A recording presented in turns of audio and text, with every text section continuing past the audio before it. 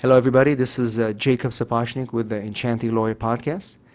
And today we have a very interesting guest, and I'm very honored to have Jason SurfrApp. And Jason is known to be the king of sponsorship. He's done so many creative things with sponsoring his last name. He sponsored T-shirts. He sponsored sporting events, and most recently his latest book, Creativity for Sale. And I'm very excited to have Jason here because this is going to be a very, very different kind of guest. Jason, welcome to the show.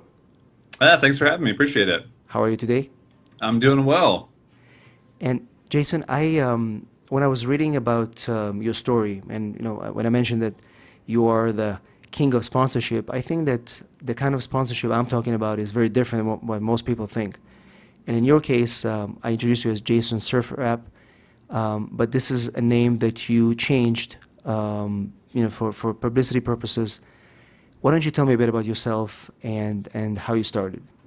Yeah, I guess sponsorship it's kind of the easiest word for people to understand. I've kind of lived this sponsored life, I guess you could say, the past couple years. But I think when you say it like that, it makes you sound like people control your life or brands control your life. I mean, I've lived like pretty much the freest, kind of craziest life the past couple of years, just doing a bunch of stuff I've wanted to do. In 2008, I created this idea that I wanted to wear T-shirts for a living. So I started this I Wear Your Shirt company, and it was basically a social media advertising company where companies would pay me to wear a shirt, and I'd promote them via Twitter, Facebook, YouTube, and I'd just wear a different company's shirt every day and promote them online, thinking that, hey, if I was just someone who put their stuff out there, told their stories through my own way, people might want to hear about it. And luckily they did. And 5 years later, I made over $1 million wearing T-shirts, which is pretty crazy.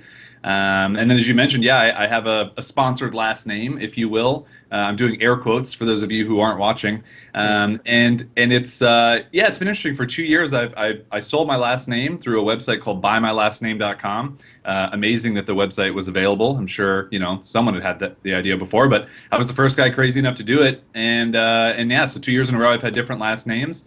And as you mentioned, I just finished a book, and it's finally out, and it's called Creativity for Sale, and 204 companies basically sponsored pages and covers of the book to help me basically have an advance. I wrote myself a check for 75 grand basically before I wrote a single word of the book or sold a single copy. So I've just done all these projects, and in there I had a sponsored road trip, I had a sponsored fitness challenge, just had a bunch of different stuff that I've worked with brands to try and give them exposure and do something interesting. Right.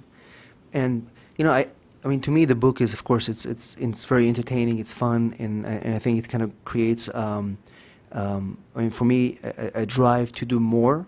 Kind of get out of the main road and go outside and try to do something creative. But what do you think is one thing or lesson that you want the readers to take from this book? Yeah, honestly, that's the biggest lesson that I could have. I mean, the book, for those out there who haven't read about it or heard about it, it's Creativity for Sale, and it's basically kind of half my story of all the crazy entrepreneurial stuff I've done, and then half practical advice on how you can do the thing that you want to do and get paid doing it. And that doesn't have to be selling sponsorships. That doesn't have to be hosting a podcast.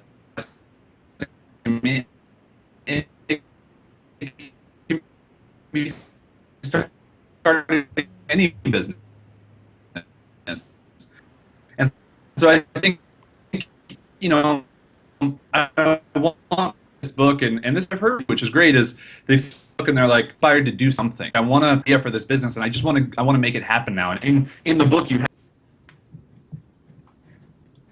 Are you there? It looks like it froze again. Yeah, I'm here. That's okay. We can continue. I can always edit it. Okay. Did you get the answer to that question completely? You can repeat it again. Okay. Yeah. You want me to repeat the whole thing? Just briefly. Okay. So with this book, Creativity for Sale, it's I keep looking over here because I have a copy over here. Sure. It's half my entrepreneurial story, and it's half practical advice to make money doing what you love, right? So that doesn't have to be sponsorships. It doesn't even have to be hosting a podcast. It can really be any idea that you have. And I've been really happy to hear that a lot of people who've read it have said at the end of reading it, they want to do something. They want to start their next thing. They want to launch their business. They have a new idea. And the book gives you like kind of a blueprint to do some of that stuff and some tips and some failures that I've had that I hope people avoid, but also some successes as well that have worked. So that's what I hope. Right.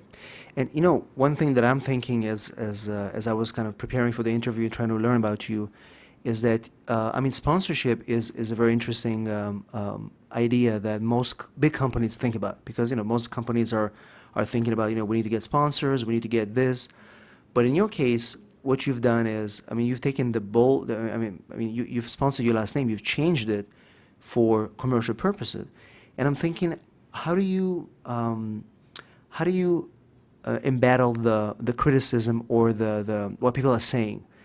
And because in your case you've done the name change, but other people want to do an idea and they say, what, I'm not going to do it because people are going to say stuff and I'm going to be discouraged.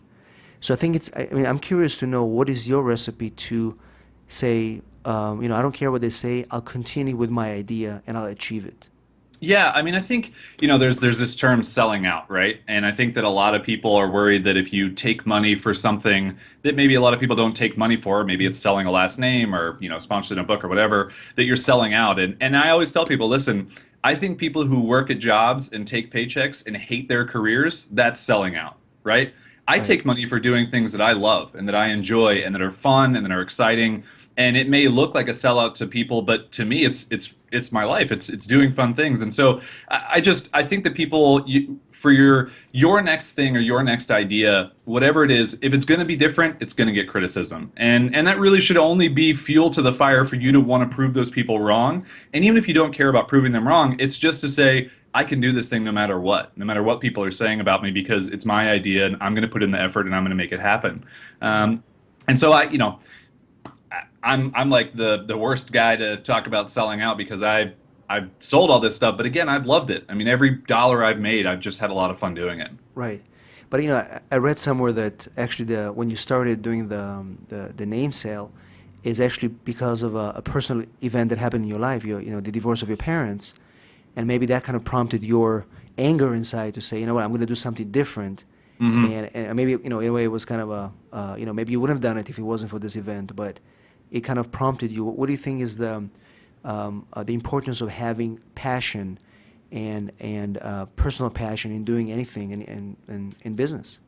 Yeah, well, like turn lemons into lemonade, right? That Right. phrase, I mean, there's not a better example than a guy making almost $100,000 selling his last name after his parents getting divorced. And Right. it's funny because I probably got the same amount of emails from people who were like, Jason, this is amazing. I've been through the same situation. It's so brilliant that you made money from it, right? Like that's so cool. And then you get the other half of the emails that are like, you're a jerk, like you're total sellout, all this stuff. And I just, I looked at that experience and going through a divorce like a lot of people go through, and I had 3 last names before I sold my Right. last name for the first time. So I don't get a sense of identity from that name, right? That's not where I pull who I am as a person. It's more in the things that I Right. do and the life that I live. And so I think that it's different, right? I mean, that's what we talked about a little bit earlier, is that when things are different, it rubs people the wrong way or it makes them feel uncomfortable, and they would never do that. And that's fine. I Right. think you just kind of have to embrace, I'm willing to do that because there's a better outcome for me if I make this,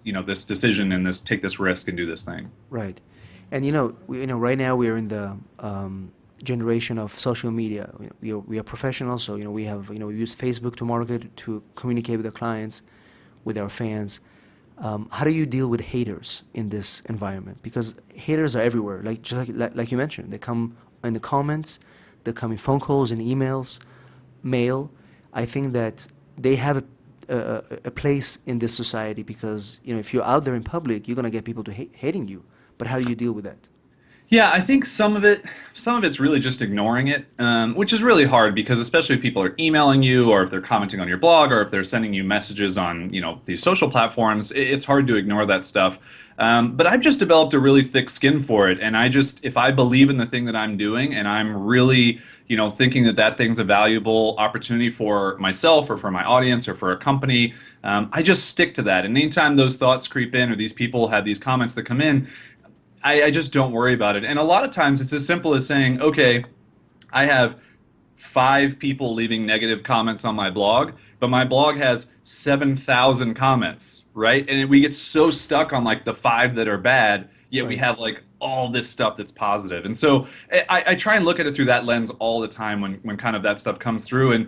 And honestly, I think social media is really, it's become a place for negativity and for haters and for criticism. And you look in your Facebook newsfeed these days, and it's people complaining about political stuff and religious stuff and what's going on in foreign countries and all these things. And it really weighs on you. And so I've actually taken a step back. As a guy who made his living on social media, I've really trimmed down my use of social media. I've been really ruthless with the hide feature in Facebook and the unfollow on Twitter. And I just really try and make a better positive experience through these platforms because they're so inherently easy for people to complain and to put that hate out there, and it can really affect you. Right. I agree with you. I mean, it's just, you have to get into that state of mind of, I'm doing what I'm doing. There are people who like it, people who hate it. Just live with it. Yeah. Now, our audience, most of them professional, attorneys, financial planners. I mean, people who are not necessarily as creative as maybe you or others. But I do think that, and again, I think that you're unique in the fact that you are mastered the art of sponsorship, and I think there is place for sponsorship for people in our industry. First of all, what are some of the tips that you want to share with somebody who wants to launch a sponsored event, and maybe you have something that you can focus on the professional market? Yeah, I think for no matter what industry you're in, whether you're a weird guy who sells weird stuff or whether you're a lawyer or any of these types of things, is that you have to have a clear value proposition, right? So you have to know, I'm selling X and the person buying is going to get Y. Right? And so if you're hosting an event, you need to know who the people are coming to the event, what industry those people are in. It's not even about how many, it's what's the audience and how are you going to connect a brand to that audience and what kind of value are they going to get from it. And what kind of experience can you offer and kind of what is your mission statement for the thing that you're doing. So Right. a value proposition is a really important thing. And I've built a course on how people can get sponsorships for stuff. And that's like probably the most important thing in the course. And it's not necessarily like the greatest tip or trick or anything that people don't know. It's just that people don't do it and they think that it'll just kind of come over time. And you really have to lay the foundation for any opportunity, especially when it comes to sponsorship. And I think most business owners understand that because it's kind of like your business plan for getting a sponsorship opportunity. You have to say, okay, these are the questions that are going to be asked. How do I answer those ahead of time so that I'm not just wasting someone's time saying, hey, give me money, and then they go, why? And you go, I don't know. Right. And so that's really important. And I think that, a lot of businesses, come to me and they're like, Jason, I'm not as creative as you are. I'm not in the industry that's, really exciting.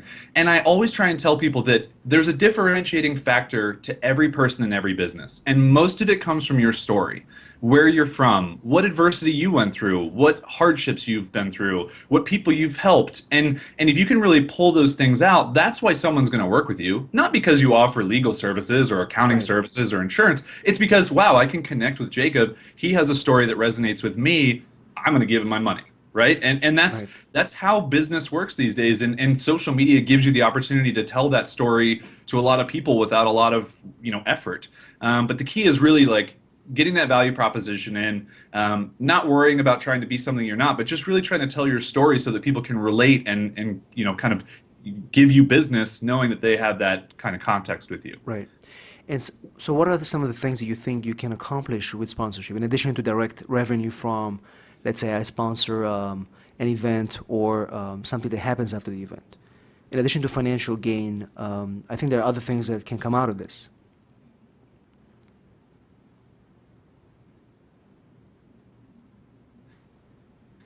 Yeah. I mean, I think that there's a lot of people think as a sponsorship is a very short-term relationship, and I think that sponsorship can be a long-term relationship that adds a lot of value over time, right? You still with me? Yeah, I can hear you. Okay. Okay, let me start that Yeah, answer start over. again. No problem. Yeah, I think sponsorship is very interesting because people look at it as a very short-term engagement, right? We're going to do this one event or this one thing, and that's it. And I like to think of sponsorship stuff. I mean, I've worked with a company like Citrix over the years who does GoToMeeting and GoToWebinar, and I've just tried to think long-term on all the projects that I'm working on, how can I involve someone who's already paid me money once because they already know what they're going to get out of that relationship. And so I tend to think of projects in the frame of, okay, this is an idea for a project I have. Well, how can I possibly incorporate what I'm doing with this project to make a company like that want to get on board? And I think a lot of people don't think about things that way because maybe they haven't had the opportunities or it's just not necessarily how they think. But with sponsorship stuff, there's so much potential for longer term relationships if you think beyond the first opportunity. Right. And I think it's just, we all want the first opportunity. We want the money. We want the deal to go through. But you got to think about longer term because that's going to kind of build a better relationship for both of you. Right. And to me, I see it as more of a, I mean, maybe financially it can be good on the immediate term, but you can get media exposure, you get people who want to interview you, maybe even a book deal.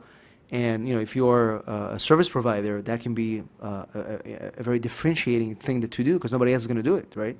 Yeah, well, and you think about it too, like if a company's paying you for a service, a lot of times if you can work together and they can leverage maybe connections that they have or media opportunities or whatever, they already have that stuff built in or maybe an audience and you can really work to make that beneficial for both sides. And I think people kind of forget about that and they think, well, this company paid for me this thing, now I have to do it all myself.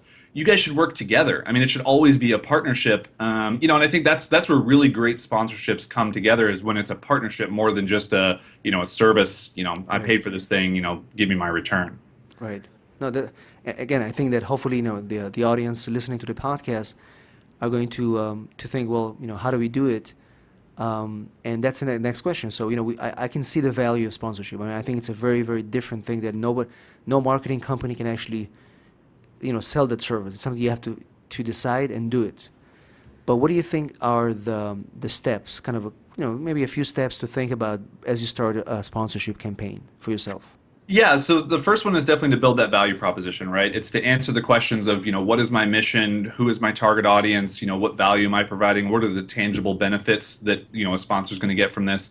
And then it's also to, from there, it's to build I always do this. I build a Google spreadsheet of all the potential companies that I think could be a good fit. Whether I have connections to them or not, I always start with, here's the ones I really want to work with. And then from there, I think about, okay, do I know anybody who's connected to those? Have I previously worked with them? And so I kind of build this potential sponsor list every time.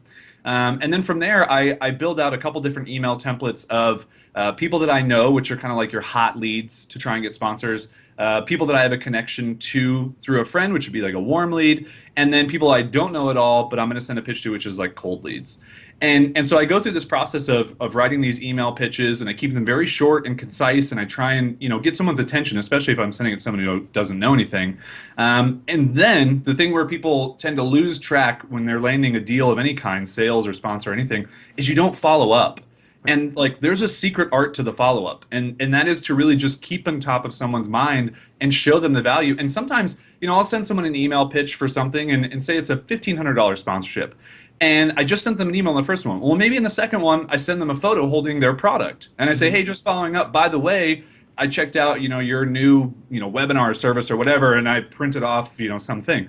Well, that just catches their attention, right? And that's something where you're standing out from the tons of other emails they get people asking them for money, especially if you're going after a bigger level corporate sponsor. And then from there, you really just have to underpromise and overdeliver. Whatever you're doing, you should build in a little bit of extra value on the back end so that you may say, yeah, you're going to be our corporate sponsor for our event. But maybe what you don't tell them is that you have an email list of a couple thousand people that you're going to send out and say, hey, thanks so much to this company we were able to put on this event. Go check them out or sign up for their trial or buy their product. And they didn't even know that was coming. And that's where, again, these are just little things that I've learned over the years, but it's so valuable and it builds that longer term relationship because then people say, yeah, I paid Jason $1,500, but I got so much more value than that. I'm definitely going to sponsor whatever his next thing is. Right. No, I think this is just spot on because people always think about the immediate benefit of getting the funds, and trying to apply it to the professional side and to attorneys. I actually read about, I think there was an attorney in Phoenix. Her name is Ruth.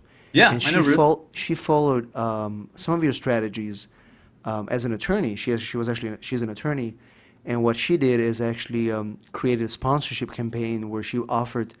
I guess she was a good writer.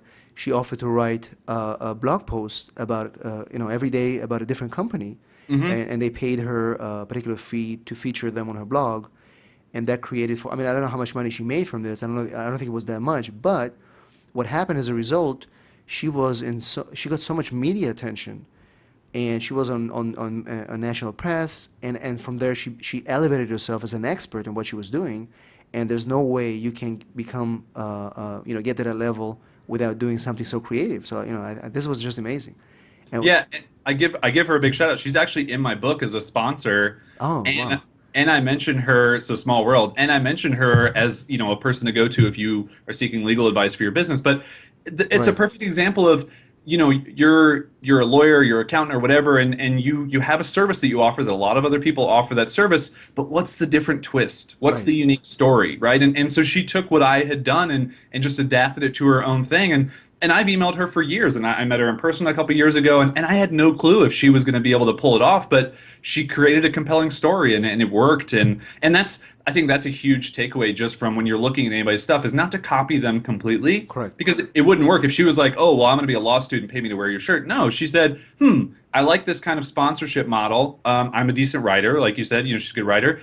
I'll write a blog post about you or whatever. right. And that was like a unique twist on getting the sponsorship thing and building up money for herself to go through law school and create a career. So yeah, I mean, brilliant move. Shout out to Ruth. She's been awesome. And it's been really fun for me to kind of watch her grow in her career, learning from all the weird stuff I've done. Right, right. So for me, it was a perfect kind of a connection to everything we're talking about here because I feel that one of the biggest things that attorneys are missing, and that's what I'm trying to promote through our podcast and through our blog, The Enchanting Lawyer, is that you really have to be different if you want to be successful. I mean, my difference in our area is that we have the largest Facebook community in the world for attorneys, and we're using Facebook as our main marketing and connection with our clients. We basically educate them, we give them everything for free. We build a community, which most attorneys are not thinking that it's important, and that is kind of the difference. And I think sponsorship is kind of a twist on, well, what else can you do in marketing? It's just so many things out there. Everybody's doing the same thing.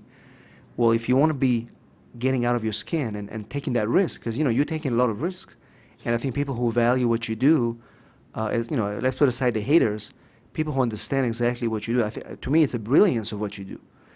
They feel that here's how we penetrate through the noise, because there's no other way to do it, Yeah, right? and I mean, I definitely appreciate the kind words because it's nice to see that stuff resonate with other people in other industries, and you really you pick up on a lot of the things where on the surface level it's a guy getting paid to do crazy things, but on the level kind of below that, it's creating content, it's creating your own PR, it's doing your own unique kind of marketing, and Right. that stuff really works, and I think that so many people in the professional industry, they get so kind of hamstrung in their own fear of doing something creative, and you don't have to do the next creative thing. Like I said, you just tell your story or put a unique twist on it or learn from people who've done stuff and adapt that into your own thing. And then and this is where again, this is kind of like the people don't do the follow-up email thing.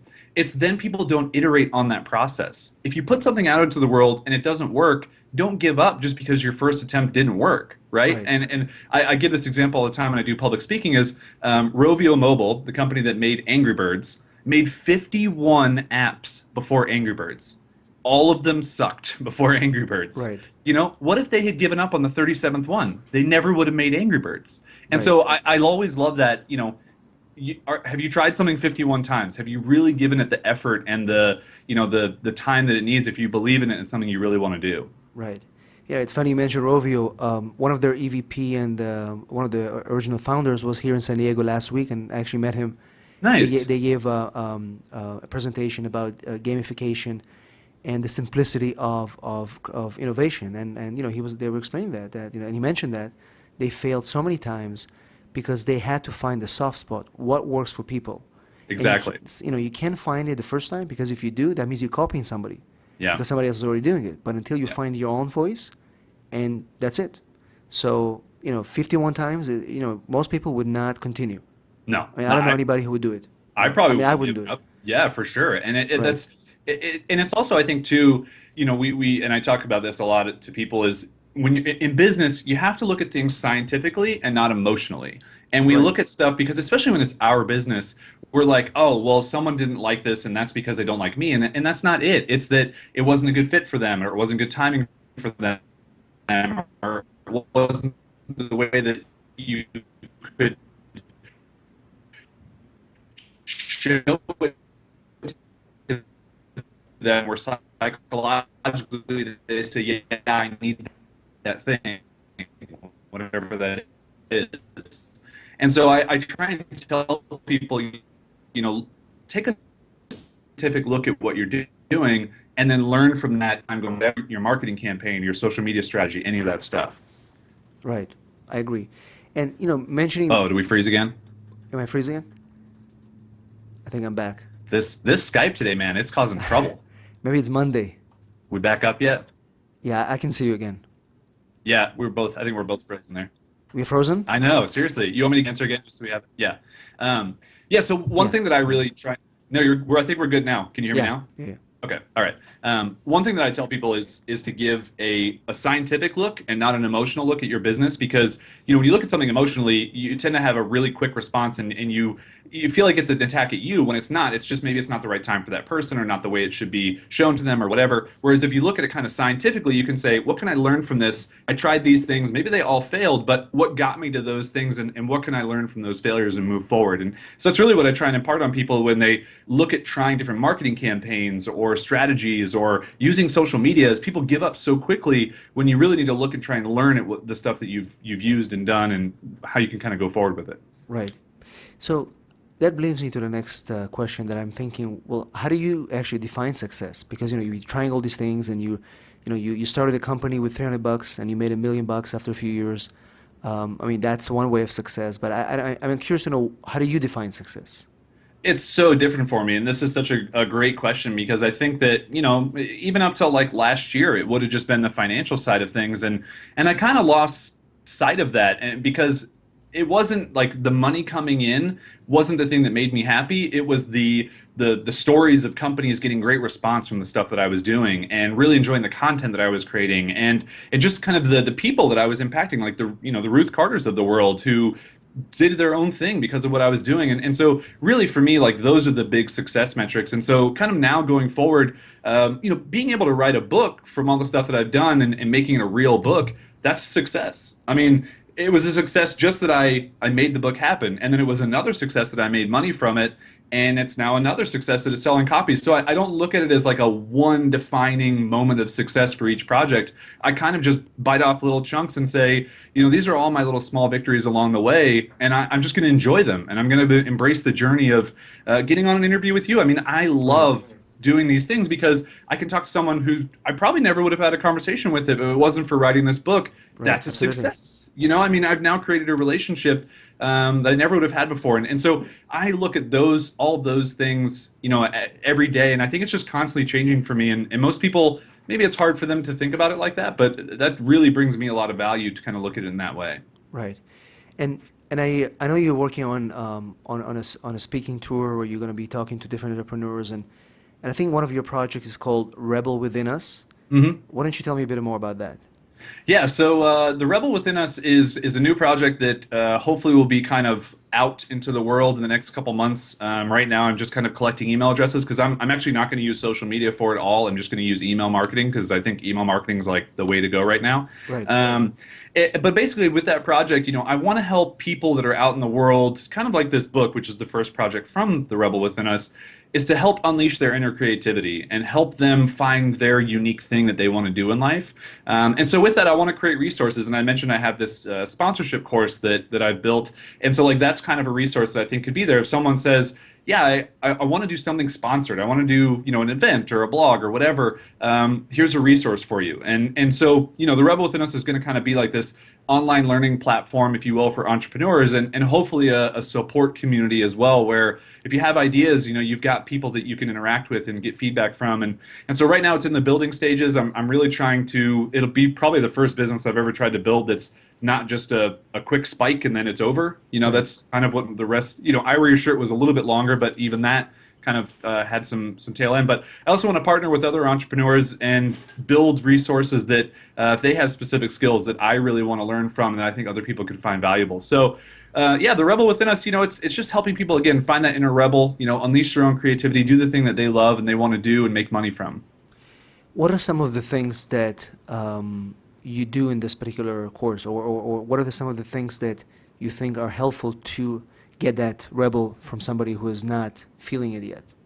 Yeah, I think I just wrote an email today to my email list, and it was kind of about how fear is paralyzing and how, like one of the small things that you can do is just kind of exercises to get outside of your own comfort zone with whatever thing you're working on. And so I want to help people like create their own tasks for themselves and create their own things to say, yeah, I'm really afraid of putting my work out there. If I'm an artist, for example, well, why are you afraid? Are you afraid of the criticism? Well, okay, well, put it somewhere where you can't get criticism, but people can see it. They can't leave comments or whatever.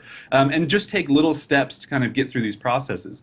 So I really want to help people address just some kind of major issues. And I think that that's, fear. I think it's selling stuff because people just inherently don't think that that's, something they should be doing, or they don't want to do with their art or whatever.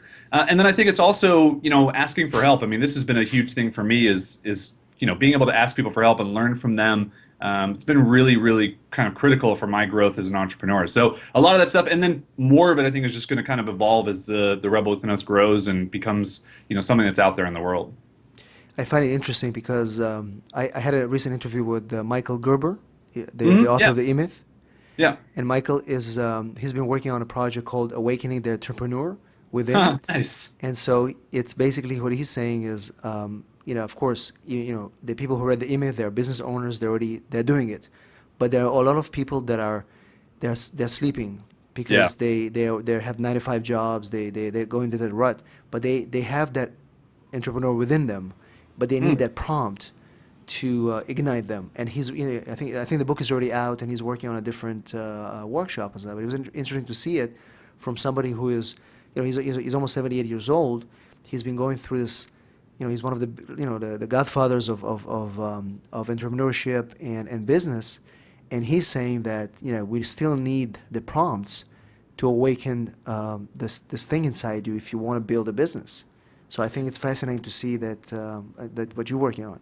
Yeah, that's really cool. I had no idea that was out there, and I love the name because it's very akin to Yeah. finding your inner rebel and doing that. So I'll definitely check that out. I mean, I think that it's just something that I'm really excited about getting on board with is helping fellow entrepreneurs do the thing that they want to do in whatever that is. And I think that there's entrepreneur is such an interesting word nowadays because we Right. look at like the Mark Zuckerbergs who are entrepreneurs and you're not going to replicate that, right? But and Right. then you look at the small business owner who maybe fails and they're an entrepreneur, and then people are like, oh, well, I don't want to do that. And Hmm. so there's a really interesting kind of world that we're in for entrepreneurs, and I think that there's a lot of people, like you said, who need the push. They need that kind of to be awakened and to show that hey, there's a lot of different ways that you can do this stuff. It's not Right. just this road or this road or this road. There's so many different ways that you can do it and make money selling something, a product, a Right. service, your art, whatever.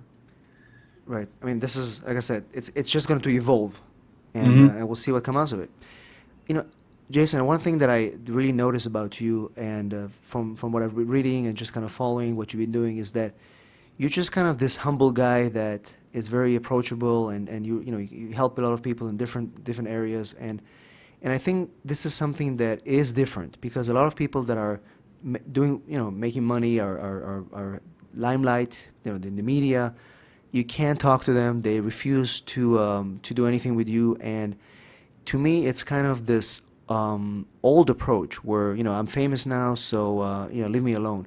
But you still advocate the approachability, being nice, kind of like that's what I'm trying to advocate with Enchanting Lawyer. That we as attorneys we're supposed to we are not living in the tower. We are part of society. We have to work with our clients.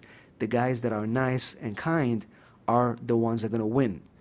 And I've interviewed several people like Peter Shankman and other guys that advocate that same type of approach where, so what if I'm big deal? I'm still going to be nice, and that's going to pay 10 times more. And I just wanted to get your take on this. How do you feel? I mean, the way you come across right now, has it been helping you to continue what you're doing? And did you get any feedback on that?